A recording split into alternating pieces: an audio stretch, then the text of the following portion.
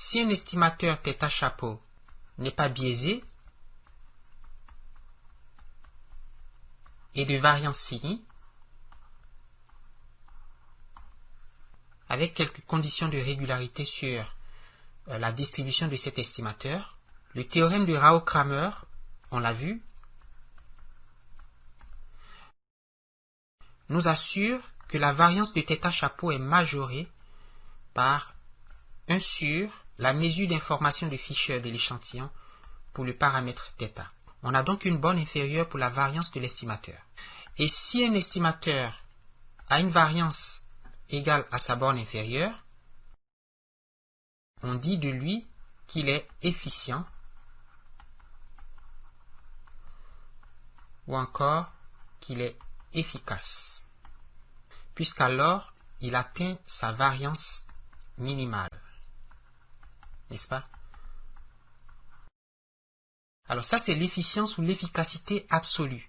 Nous allons maintenant introduire une efficience relative.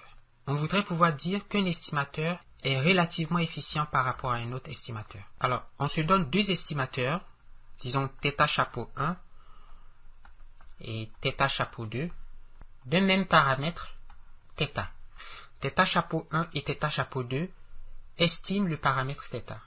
Alors, si l'erreur moyenne quadratique, le MSE, le Mean Squared Error, comme on l'a vu, de l'estimateur θ chapeau 1 est majoré par l'erreur moyenne quadratique de l'estimateur θ chapeau 2, alors on dit que θ chapeau 1 domine θ chapeau 2 et donc que cet estimateur est relativement plus efficient que l'estimateur θ chapeau 2. Et on peut former un indice de cette efficacité, qu'on va appeler E, et qui est le rapport de l'erreur moyenne quadratique de l'estimateur θ chapeau 1 divisé par l'erreur moyenne quadratique de l'estimateur θ chapeau 2.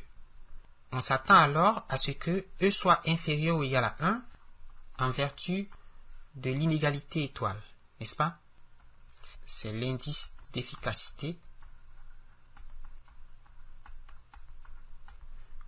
ou d'efficience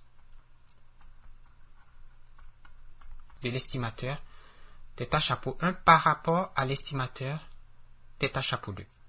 Alors voici un exemple.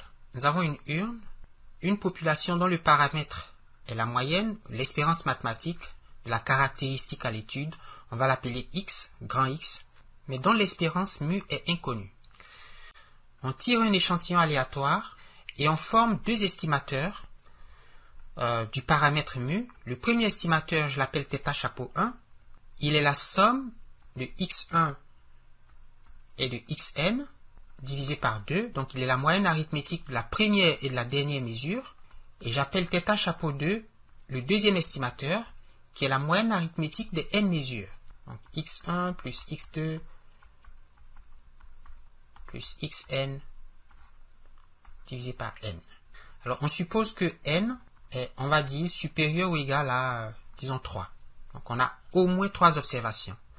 Si on tire 2, 1, 3, 7 et 9, alors θ chapeau 1 vaut 2 plus 9 divisé par 2, ce qui vaut 5,5. Et par contre, θ chapeau 2 vaut 2 plus 1 plus 3 plus 7 plus 9 divisé par 1, 2, 3, 4, 5, qui est la taille de l'échantillon, qui vaut 4,4. On a donc deux estimations ponctuelles du paramètre mu, 5,5 et 4,4. Laquelle de ces estimations préférée? θ chapeau 1 ou θ chapeau 2? Eh bien, il faut voir lequel de ces estimateurs est relativement plus efficace que l'autre. Alors, je rappelle que l'erreur moyenne quadratique d'un estimateur, θ chapeau, c'est, on l'a vu, la variance de l'estimateur plus le carré du biais sur l'estimateur. Donc, il nous faut MSE de θ chapeau 1 et MSE de θ chapeau 2. Alors, si je prends θ chapeau 1, qui vaut x1 plus xn sur 2, son espérance, c'est une demi de l'espérance de x1 plus l'espérance de xn. Or, tous les xi sont indépendants et identiquement distribués. Donc, tous les xi ont même moyenne. Et par conséquent, on a une demi de mu, qui est la moyenne de x1, plus mu, qui est la moyenne de xn. Et donc, 2 mu sur 2, ça fait mu. On a donc espérance de θ chapeau égale à θ. L'estimateur θ chapeau est donc sans biais. Donc, son biais est égal à 0. Et si maintenant je prends la variance de θ chapeau, c'est 1 sur 2 au carré fois la variance de x1, qu'on va noter sigma carré, plus la variance de xn, donc c'est encore sigma carré, puisque ces mesures sont identiquement distribuées. On a donc 2 sigma carré sur 4, qui vaut sigma carré divisé par 2. Et on peut donc dire que l'erreur moyenne quadratique de l'estimateur θ chapeau 1, c'est 0 au carré plus sigma carré sur 2, et c'est-à-dire sigma carré divisé par 2. Quant à l'estimateur θ chapeau 2, qui est la moyenne arithmétique des n observations, et qu'on note x bar, son espérance, c'est n fois mu divisé par n, qui vaut mu, et donc qui vaut θ. Il est donc sans biais. Et sa variance, c'est 1 sur n carré, fois la variance de x1, plus la variance de x2, plus la variance de x3 jusqu'à xn, et c'est-à-dire n fois la variance de x, donc n sigma carré, équivaut sigma carré divisé par n. De sorte que l'erreur moyenne quadratique de l'estimateur θ chapeau 2, c'est 0 au carré plus sigma carré sur n, donc sigma carré divisé par n.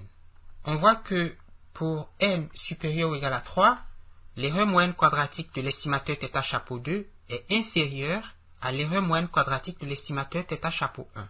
On va donc dire que θ chapeau 2 est relativement plus efficace que θ chapeau 1. Sigma carré sur n divisé par sigma carré sur 2, ça vaut 2 sur n, qui est inférieur ou égal à 1, puisque n est supérieur ou égal à 3.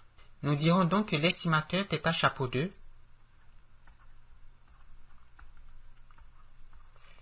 est relativement plus efficace ou plus efficient que l'estimateur θ chapeau 1.